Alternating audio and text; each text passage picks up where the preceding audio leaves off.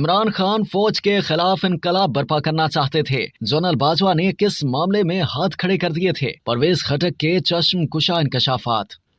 Pakistan Tehreek Insaf parliamentarian के सरबराह और साबिक वज़ीर दिफा परवेज खान खटक ने कहा है कि जनरल कमर जावेद बाजवा ने वज़ीर आज़म शहबाज शरीफ की जानिब से मुझे तहरीरी यकीन दहानी कराई थी कि अगर इमरान खान धरना मौखर कर दें तो हुकूमत 5 रोज के अंदर आम इंतखाबात का ऐलान कर देगी। उन्होंने कहा कि इमरान खान फौज के खिलाफ इनकलाब बर्पा करना चाहते थे, जिसमें उन्हें नाकामी का सामना करना पड़ा। इमरान खान ने जनरल फैज हमीद और आजम खान को हुकूमत में मुदाखलत का मौका दिया। जनरल कमर जावेद बाजवा ने भी हाथ खड़े कर दिए थे। इमरान खान 18वीं तरमीम और सूबे की खुद मुख्तारी के भी खिलाफ थे। वो सदारती निजाम के हामी थे। पेशावर में सहाफियों से गैर रस्मी गुफ्तगू करते हुए परवेज खटक का कहना था कि आम इंतखाबात अगले साल फरवरी में होंगे। सूबे में हमारी जमात हुकूमत बनाएगी। इस मौके पर साबिक वजीर खैबर पख्तूनख्वा महमूद खान और साबिक सूबाई वजीर जियाउल्लाह बंगश भी मौजूद थे। परवेज खान खटक ने कहा कि 2018 में इंतखाबात में कामयाबी के बाद जब वफाक में पाकिस्तान तहरीक इंसाफ की हुकूमत कायम हुई तो उन्हें तवक्को थी कि पीटीआई हुकूमत अपने इंतखाबी मंशूर और खैबर पख्तूनख्वा में अपनी 5 साला हुकूमती तजर्बे की रोशनी में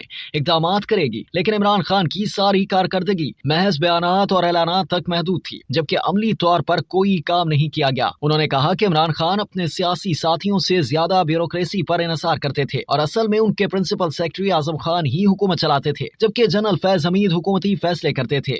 परवेज खटक ने कहा कि इमरान खान की मकबूलियत दरअसल उनके 1000 सोशल मीडिया वर्कर्स की कार्रवाई है, जो सोशल मीडिया पर मुखालफिन के खिलाफ बदजुबानी करके यह तासुर बनाने की कोशिश करते हैं कि इमरान खान और पीटीआई मकबूल तरीन है। उन्होंने कहा कि अवाम की जानिब से उनकी जमात को बहुत अच्छा रिस्पॉन्स मिल रहा है। खैबर पख्तूनख्वा में 60% इलेक्टेबल्स उनके साथ हैं, क्योंकि उन लोगों को मैंने पाकिस्तान तहरीक इंसाफ में शामिल कराया था। सूबे के इन सियासी खानदान और शख्सियात से मेरे जाती रवाबित हैं और आइंदा 2 माह के दौरान वो अपनी जमात को इस पोजीशन में ले आएंगे कि आइंदा इलेक्शन में उनकी जमात खैबर पख्तूनख्वा में कामयाबी हासिल कर लेगी, जिसके बाद वो खुद सूबे के वजीर आला और महमूद खान गवर्नर होंगे। परवेज खटक ने कहा कि मेरे ख्याल से आम इंतखाबात अगले साल फरवरी में होंगे। अगर लोग इस मुतालिक अदालतों में चले गए तो इंतखाबात में मजीद ताखीर हो सकती है। आम इंतखाबात में पीटीआई पार्लियामेंटेरियन भारी अक्सरियत से कामयाब होगी। परवेज खान खटक ने कहा कि 3 ऐसे मौके आए थे जब पाकिस्तान तहरीक इंसाफ के सरबराह को इंतखाबात की पेशकश की गई, जिनमें एक मौका वो था